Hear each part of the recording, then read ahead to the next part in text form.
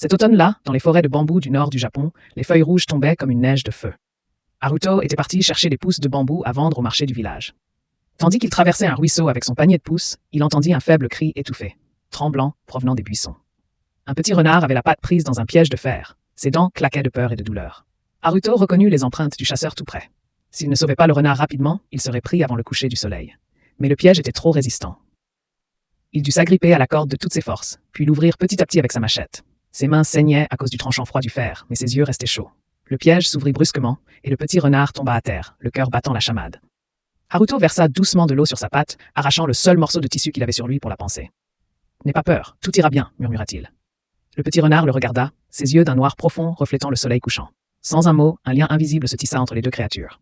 Haruto donna un nom au renard, Suki, avec amour. Puis il partageait souvent sa petite portion de pommes de terre au four avec lui. Mais Suki n'était pas une renarde ordinaire. Chaque nuit de pleine lune, quand les lucioles illuminaient la forêt comme des étoiles filantes, Haruto apercevait une longue queue derrière Suki, qui disparaissait aussitôt. Il ne posa pas de questions. Respecter les secrets était aussi une forme d'amour. L'hiver arriva, et le village près de la forêt fut frappé par une étrange maladie qui freina la croissance des cultures et laissa les rizières desséchées, comme si leur énergie vitale avait été aspirée. Les villageois croyaient que la forêt du Nord était hantée par un esprit funeste. Quiconque la traversait perdrait sa fortune.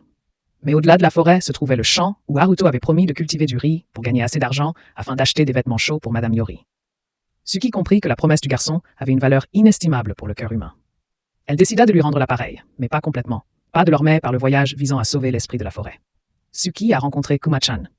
Lorsqu'un ours glisse et tombe dans un ruisseau en poursuivant une ruche, ils se disputent d'abord, puis réalisent qu'ils sont tous deux seuls et désireux de faire le bien, sans savoir par où commencer. Ils forment alors une équipe improbable.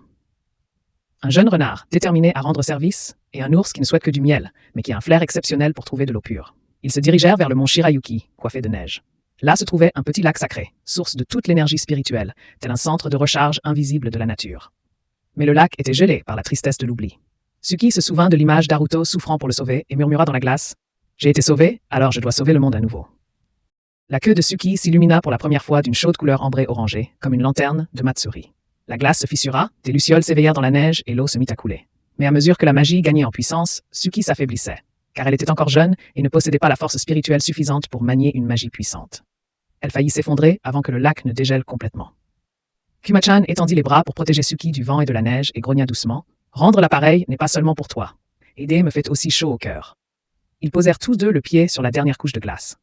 Le lac se brisa complètement et l'eau sacrée jaillit dans le ciel, formant un arc-en-ciel hivernal. Tandis que l'eau sacrée retournait dans le ruisseau vers la forêt et le village, l'atmosphère triste se dissipa.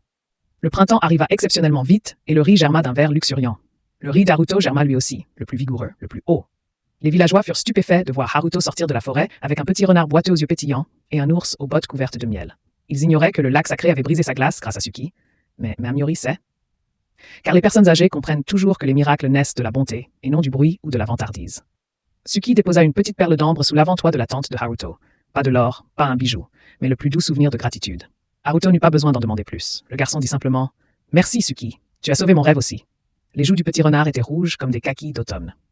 Des lucioles volaient autour d'eux, illuminant des lettres invisibles, merci, dans le ciel, mais seuls les cœurs attentifs peuvent le voir.